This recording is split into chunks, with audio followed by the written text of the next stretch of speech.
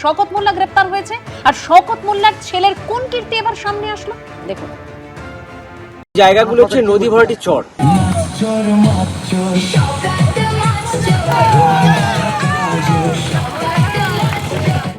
নদী চুরি।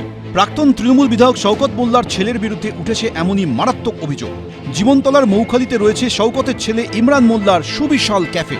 অভিযোগ, মাতলা নদীর চর ভরাট করে তৈরি করা হয়েছে অবৈধ নির্মাণ। সরকারি জমি জবরদখল করে ক্যাফে তৈরির অভিযোগে এবার শওকত মোল্লার ছেলেকে নোটিশ পাঠানো হলো। 18ই জুনের মধ্যে এসডিও অফিসে হাজির হতে বলা হয়েছে ইমরান মোল্লাকে। এটা বন্ধ করা হোক, বেআইনি। বহুদিন মানে আজ থেকে ধরুন 25 বছর আগে থেকে এই চর পড়েছিল। শওকত মোল্লার ওয়াইফ এবং তার সঙ্গপাঙ্গ তারা সবাই মিলে এই রোডের পাশে সেখানে যত জায়গা ছিল সেই জায়গাগুলোকে প্রায় 5 থেকে 6 লাখ টাকা 7 লাখ টাকার বিনিময়ে এক একটা জায়গাকে বিক্রি করে, যা সম্পূর্ণভাবে অবৈধ।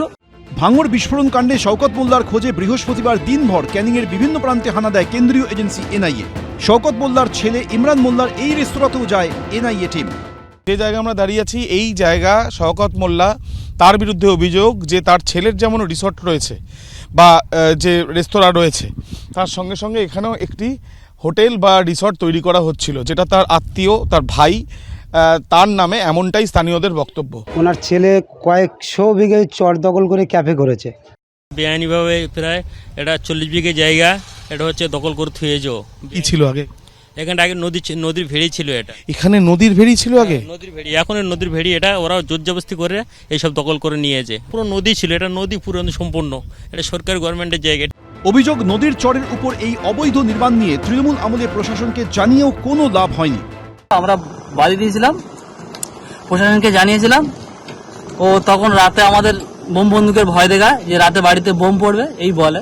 ওই জন্য আর আমরা প্রশাসনের কাছে আর বারবার যাই না, ভয় করি। এখনো দাপট চালাচ্ছে। কাল রাত থেকে অনেক বোম বন্দুক নিয়ে ওইদিকে লোকের খুব ভয়ভীত দেখিয়েছে। লোক এখনো খুব আতঙ্কে। এখানেই শেষ নয়, প্রাক্তন তৃণমূল বিধায়ক শওকত মোল্লার বিরুদ্ধেও মারাত্মক অভিযোগ করছেন স্থানীয় দোকানদাররা। সাধারণ মানুষের যে জায়গা সেই জায়গাগুলো কেড়ে নেওয়া হয়েছিল, তাদের বিরুদ্ধে কখনো কেস, কখনো বন্দুকবাজি, এই সমস্ত ব্যবস্থাও তারা করেছে। বাবা গ্রেফতার, এরই মধ্যে ছেলের কাছে পৌঁছল নোটিশ। শান্তনু নস্কর, রঞ্জিত হালদার, সুকান্ত মুখোপাধ্যায়, এবিপি আনন্দ। সরকারি জমি জবরদখল করে সেখানে বেআইনি নির্মাণ হয়েছে, যে কারণে তাকে হাজিরা দিতে হবে, এই মর্মে একটা নোটিশ এলো। আপনি ভাবুন, এইভাবে নোটিশটাকে ধরে জাস্ট দুটুকরো করে ফেলে দিলেন। শুধু তাই নয়, একেবারে যারা প্রতিবাদ করেছেন তাদের হুমকি পর্যন্ত দেওয়া হলো। আমি বলছি রবীন্দ্রনাথ বাবু, ঔদ্ধত্যটা কোন জায়গায় পৌঁছতে পারে আপনি একবার ভাবুন। এই শওকত মোল্লা তো একটা সময় আইন প্রণেতা ছিলেন, তার ছেলের এই ঔদ্ধত্য প্রমাণ করে যে আইন কানুনের প্রতি তাদের কতটা সম্মান। না, এই উদ্ধত্ত তো এটাই তো উনি অভ্যস্ত। তার কারণ, যার মাথার উপর পুলিশ মন্ত্রী তথা মুখ্যমন্ত্রীর হাত আছে, সে তো জানেই যে আমি যা খুশি করি, দিনের বেলায় যদি আমি কাউকে খুনও করি, কেউ কিছু করতে পারবে না। কে যাবে? ওই তো বললো যে আমরা একবার গেছিলাম প্রশাসনের কাছে, তারপরে আমাদের বললো যে বোমা মেরে উড়িয়ে দেবো, আমরা আর তারপর থেকে আর প্রশাসনের কাছে যাইনি।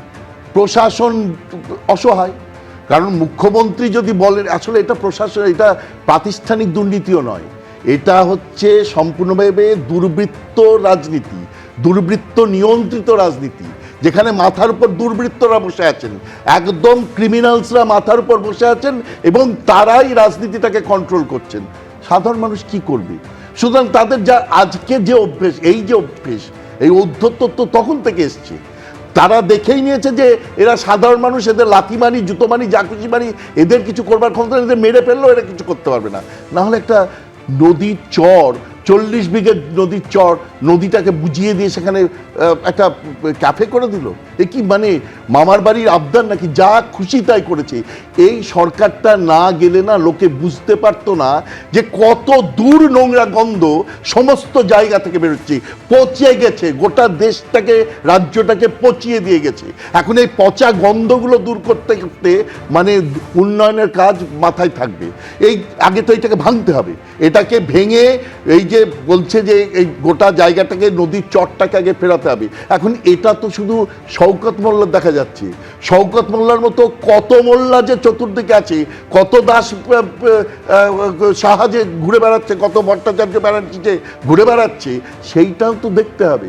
সুতরাং এটা হচ্ছে টিপ অফ দ্য আইসবার্গ। আজকে যেটা দেখা যাচ্ছে বরফের চূড়োটুকু, হিমশৈলের চূড়োটুকু দেখা যাচ্ছে।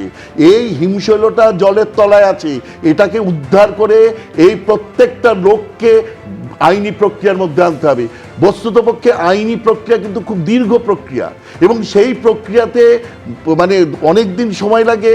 কিন্তু যদি এরা হাত ছেড়ে বেরিয়ে যায়, এই শওকত মোল্লা যদি হাত ছেড়ে বেরিয়ে যায় বা জাহাঙ্গীর খান বা শাহজাহান যদি হাত ছেড়ে বেরিয়ে যায়, তাহলে এরা যা অত্যাচার করতে শুরু করবে গোটা চত্বরে, এবং তখন এরা যা এই সরকারকে মানে ধয়ের মাত্রা হিসেবে দেখবে, সেটা কিন্তু মানে কোনোভাবে তুলনা করা যাচ্ছে না, কোনোভাবে বোঝা যাচ্ছে না।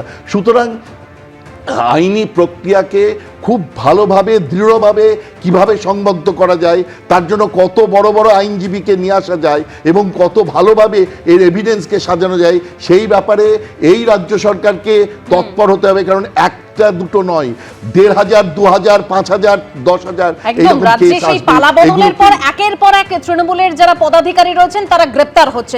এবিপি আনন্দ, এগিয়ে থাকে, এগিয়ে রাখে।